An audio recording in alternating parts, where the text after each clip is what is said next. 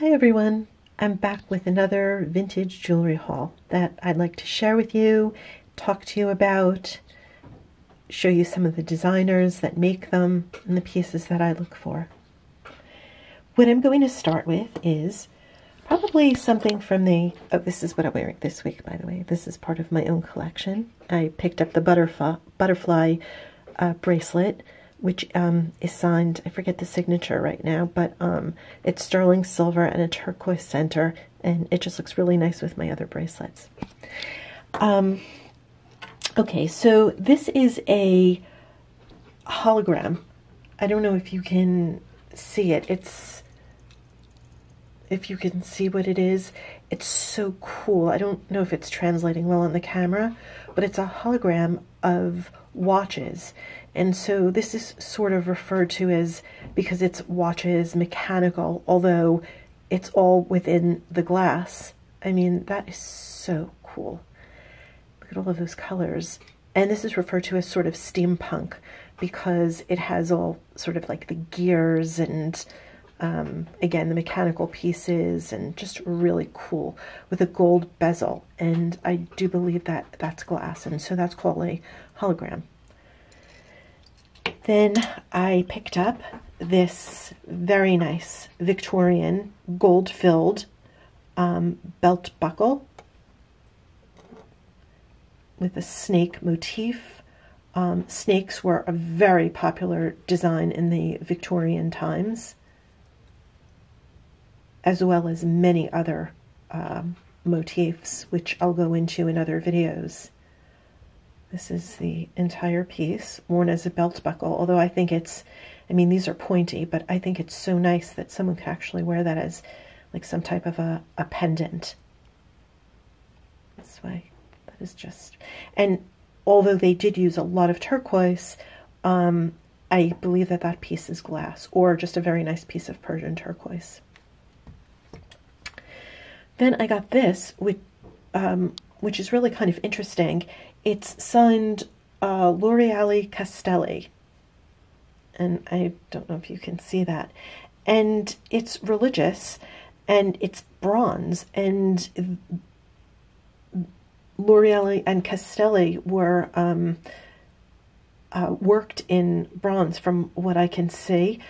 I'm just becoming a little bit familiar with them. There's enamel around the edge, a little ding there, but just wonderful detail in the piece.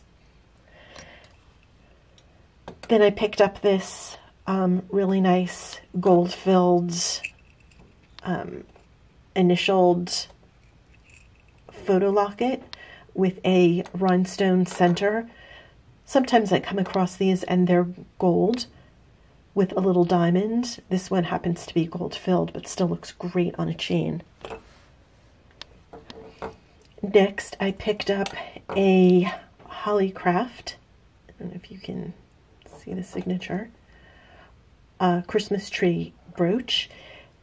They made a myriad of different Christmas tree designs, and there are so many different Christmas trees out there by various companies. You can understand why. They're timely, they're colorful, they just look so nice and add a wonderful embellishment to any outfit, not only at Christmas time, but all during the year. You know, that sparkles, the quality of the stones. Then I got this piece, which is a, it's like a coin that was given for that was given for a year of service, I believe. It's a Masonic coin, and that's the other side, and the person's name is on there. And this is a interesting collectible piece. Next are a pair of Miriam Haskell earrings. These are glass pearls. Haskell, again, was well, what's interesting about her is that she actually did not design any of the jewelry. She had one of her top people, which I believe was Frank Hess, designed the jewelry for her, as well as others. She was great at marketing and finding talent in other people. And she started out by selling, I think it was in the 20s, in the McAlpine Hotel in New York, and her jewelry just took off from there.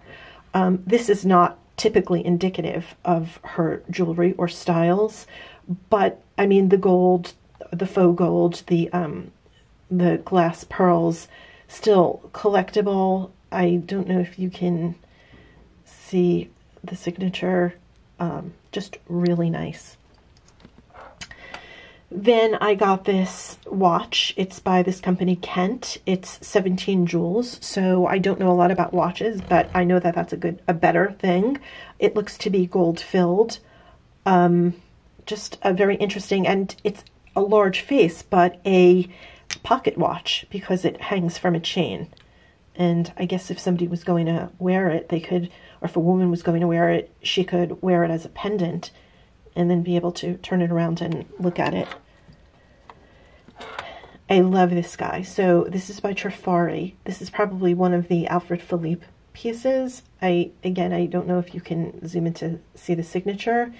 And this is sort of under the Jelly Belly category. Now, the Jelly Bellies were, I mean, this guy is probably from the 1950s, 1960s. The Jelly Bellies came out during, I believe, around World War II.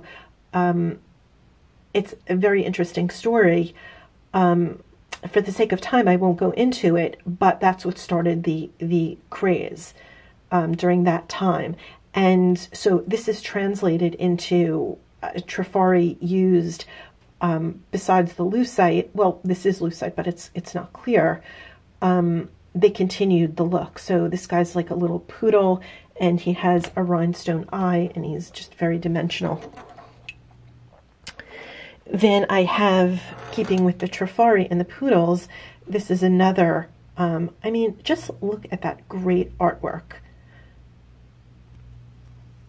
Another Trifari piece, adorable, cross-collectible, just wonderful, wonderful detail. Then I got this lovely pin. So in one of my other videos, I had shown you the back mechanism. I don't know if you can see this, but this is actually, these clips are actually hooked onto this pin. So you can take it off, and then these were worn as dress clips or fur clips of the time, but I like the idea of dress clips. And it's just very, very sparkly, done by Coro. I don't know if you can see the signature because it's very small, but that's the look of the piece.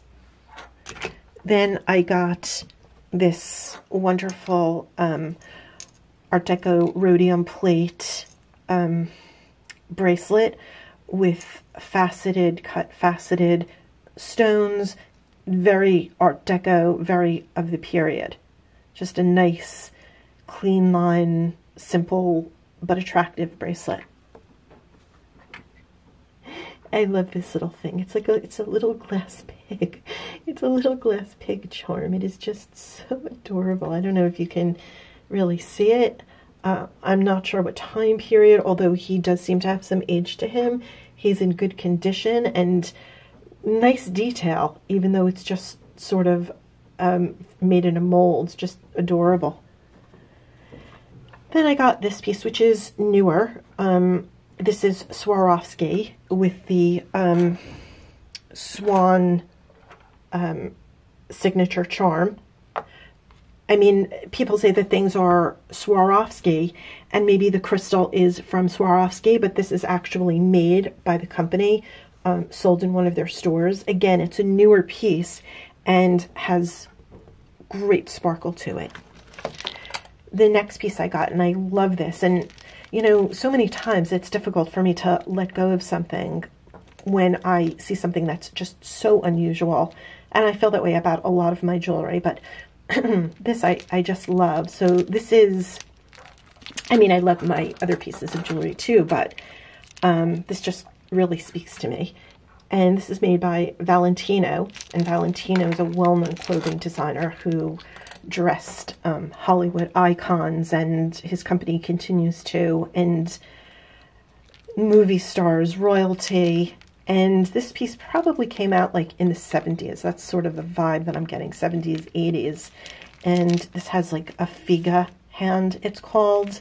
And these are lucite charms, the ivory tone ones. And just wonderful dimension and detail. And this is a slide, so this would go on a necklace, or you probably could even get it on some type of a belt. Wonderful detail, wonderful sound.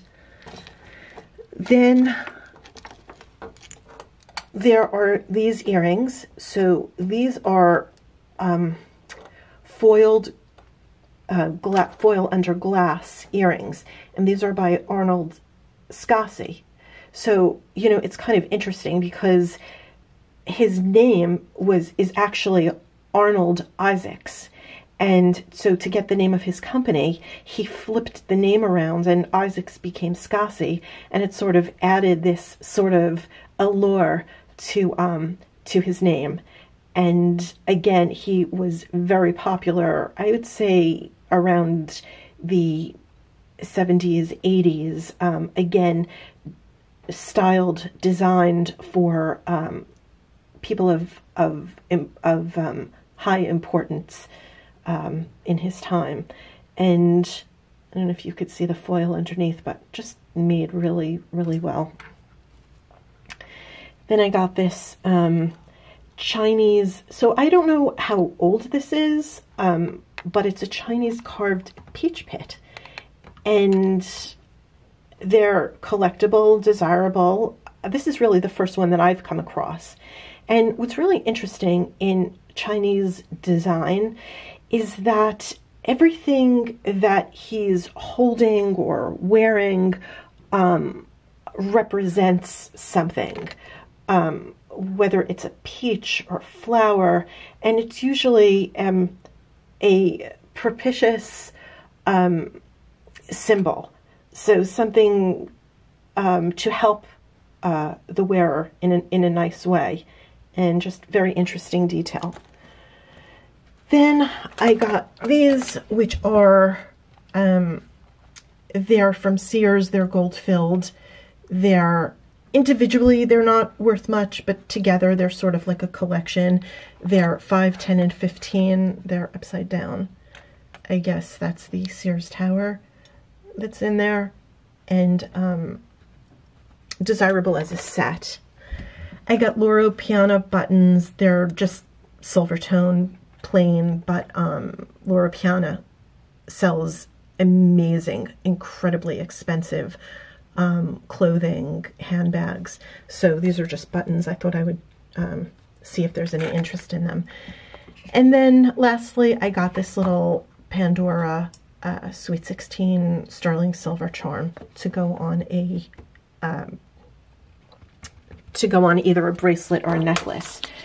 So I would say that, I know I didn't mention what I paid for these pieces, but I think altogether, I mean, just an idea, $3, $5, $3, $2, $2, $5, $3, $2, $2, $2. It's not, it's a little bit, it has become more difficult for me to find this jewelry, and I used to buy a lot more, but I find that when I sell at my markets, that people are looking for the cream of the crop. And so that is why I'm showing you what I think is my cream of the crop here. It's not to say that you can't do well with other pieces, but this is just what I look for. Oh, and I also look for interesting jewelry boxes to resell, because a lot of times people have the item, but they don't have the box that goes with it. These are both Chopard. So I hope you've enjoyed my jewelry tale, my flea tale stories, and please check back with me next time for more jewelry talk. Thank you.